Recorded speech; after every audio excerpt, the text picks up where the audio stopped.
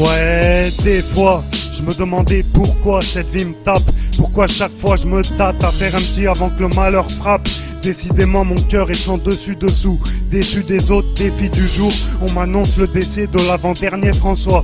Résolument, on tient le coup, on cherche à trouver un sens à notre vie après la mort d'un proche. Et je trouve qu'on a tous été forts en soi. Cet homme c'était mon oncle, je l'ai pas beaucoup vu la journée. Je sais pas trop ce qu'il en est du soir, mais je sais déjà qu'il était droit. Il était flic mais pas un connard, il avait déjà arrangé des connaissances à moi. De ce que j'en sais, il aimait rire et c'était un sacré fêtard.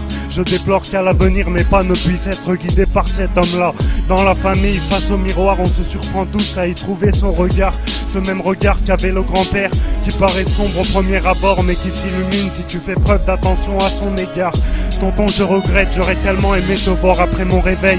Que tu vois la famille bien, t'inquiète, on va le gratter, notre coin de soleil.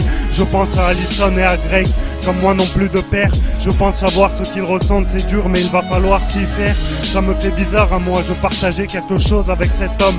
Même nom, même prénom, comme son père avant lui, maintenant je suis le seul. Et les cousins, il va falloir en faire d'autres. Je veux qu'il y ait 3 ou 4 générations de François, comme dans le temps où la famille était unie et qu'on riait à grosse dose. Autre chose, je sais que mon histoire a foutu le bordel, qu'on a tous été débordés. Entre vie et mort, je traînais sur la bordure, avec l'impression d'être détesté sur les bordures.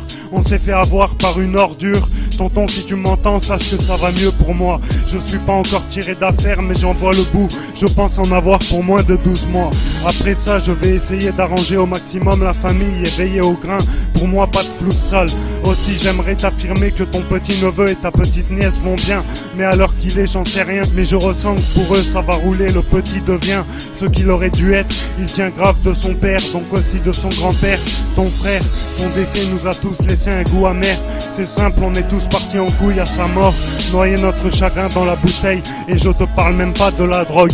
Maintenant tu l'as rejoint, j'espère que tu es en paix.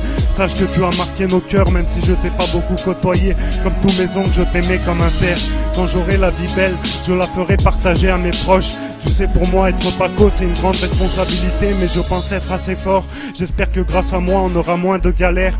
C'est vrai qu'on se fout toujours dans de ces emmerdes, que ce soit les vieux ou la relève. On en a tous des séquelles à courir après la vie de rêve. Depuis le temps qu'on en bave, il fallait bien qu'il y en ait un qui perce. Quand j'y pense, ça me rend extrêmement fier. Le fait que nous sommes des fils et petits-fils de pieds verts. Qu'en Algérie, après la guerre, si c'est toi, tu dégages. Toi, tu dégages. François, toi, tu restes. Jusqu'à il y a pas longtemps, je savais pas grand chose de mon grand-père. Ça m'a fait plaisir de découvrir mes racines, d'apprendre qu'il avait couvert mes arrières, qu'il avait des relations avec des hommes de confiance qui vont au bout de leur dette. Je ne me demande plus de qui je tiens ce caractère. La réflexion, le sang chaud, c'est le même qui coule dans nos veines. Vois ce texte comme une lettre où je te dis ce que j'aurais aimé te dire, mais je pourrais plus le faire. François, à toi et à ton père, avec le temps j'espère te prouver qu'à la hauteur sera la relève. Qu'à la hauteur sera la relève. Qu'à la hauteur sera la relève. Qu'à la hauteur sera la relève. Qu'à la hauteur